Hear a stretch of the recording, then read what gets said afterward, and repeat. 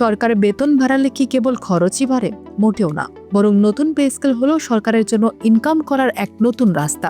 একদিকে কর্মচারীদের হাতে টাকা আসবে, অন্যদিকে ট্যাক্স ফাইলগুলো ভারী হবে। কিভাবে বেতন বৃদ্ধির টাকা ঘুরে ফিরে আবার সরকারি কোষাগারে জমা হয়, চলুন দেখি কর আদায়ের সেই চমকপ্রদ সমীকরণ। নতুন পে স্কেল বাস্তবায়িত হওয়ার সাথে সাথেই সরকারের প্রত্যক্ষ কর বা ইনকাম ট্যাক্স আদায়ের পরিমাণ এক ধাক্কায় অনেক বেড়ে যায়। বর্তমানে সরকারি কর্মচারীদের একটি বড় অংশ করমুক্ত আয়ের সীমার নিচে বা তার আশেপাশে থাকেন। কিন্তু যখন বেতন শতভাগ বা তার বেশি বৃদ্ধি পায়, তখন কয়েক লাখ নতুন কর্মচারী স্বয়ংক্রিয়ভাবে আয়করের আওতায় চলে আসেন। যারা আগে ৩ বা ৫% কর দিতেন, তারা হয়তো এখন ১০ বা ১৫% স্ল্যাবে ঢুকে পড়বেন। অর্থাৎ বেতন বাড়লে সরকারের দেওয়া টাকার একটি অংশ উৎস কর হিসেবে শুরুতেই কোষাগারে ফেরত চলে যায়। আয়করের চেয়েও বড় প্রভাব পড়ে ভ্যাট বা মূল সংযোজন করের উপর।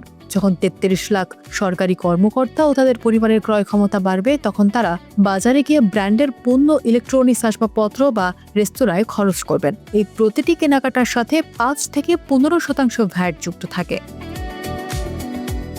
আপনি যখন একটি এসি বা স্মার্টফোন কিনছেন, তখন আপনি অজান্তেই সরকারকে বড় অঙ্কের ট্যাক্স দিচ্ছেন। এভাবে বাজারে যত বেশি লেনদেন হবে, পরোক্ষ কর হিসেবে সরকারের রাজস্ব আদায় তত বেশি ত্বরান্বিত হবে।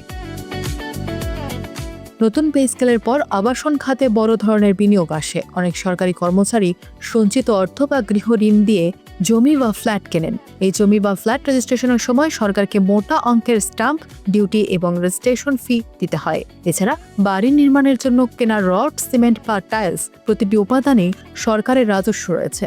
আবাসন খাতে এই প্রাণ চাঞ্চল্য সরকারের অকর রাজস্ব এবং কর রাজস্ব উভয়কেই শক্তিশালী করে তোলে।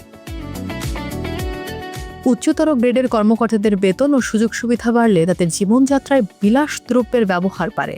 উদাহরণস্বরূপ, যখন ব্যক্তিগত গাড়ি কেনার হার বাড়ে, তখন সেই গাড়ি আমদানির উপর সরকার বিশাল অঙ্কের শুল্ক বা ইম্পোর্ট ডিউটি পায়।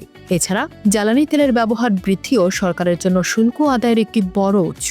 এভাবে কর্মচারীদের জীবনমান উন্নয়ন সরাসরি সরকারের আমদানি শুল্ক ও সম্পূরক শুল্ক আদায়ের গতিকে বাড়িয়ে দেয়। বেতন বাড়লে সঞ্চয় করার প্রবণতাও বাড়ে। যখন একজন কর্মচারী সঞ্চয়পত্র কেনেন বা ব্যাংকে টাকা রাখেন, তখন সেই সঞ্চয়ের মুনাফা থেকে সরকার ১৫% পর্যন্ত কর কেটে রাখে। এছাড়া ব্যাংকিং লেনদেন বাড়লে তার উপর আবকারি শুল্ক আদায়ও বাড়ে। অর্থাৎ টাকা যখন অলস না থেকে বাজারে বা ব্যাংকে ঘুরতে থাকে, তখন প্রতিটি ধাপে সরকার তার অংশ বুঝে পায়। নতুন পে স্কেল আসলে এই অলস টাকাকে সচল করে কর আদায়ের একটি প্রশস্ত পথ তৈরি করে দেয়। পরিশেষে নতুন পে স্কেল ২০২৫ থেকে ২৬ কেবল বেতন বৃদ্ধি নয়, এটি জাতীয় রাজস্ব বোর্ড বা এনটিআর এর জন্য লক্ষ্যমাত্রা অর্জনের একটি বড় সুযোগ। যদি বাজার ব্যবস্থাপনা সঠিক থাকে এবং ডিজিটাল পেমেন্ট সিস্টেম জনপ্রিয় করা যায়, তবে এই বাড়তি বেতন থেকে আদায়কৃত কর দেশের বড় বড় অবকাঠামো প্রকল্পে অর্থায়নের প্রধান উৎস হতে পারে। সরকার তার কর্মচারীদের যা দেয়, অর্থনীতির চক্রে তা বহু গুণ হয়ে আবার দেশের উন্নয়নের জন্যই ফিরে আসে।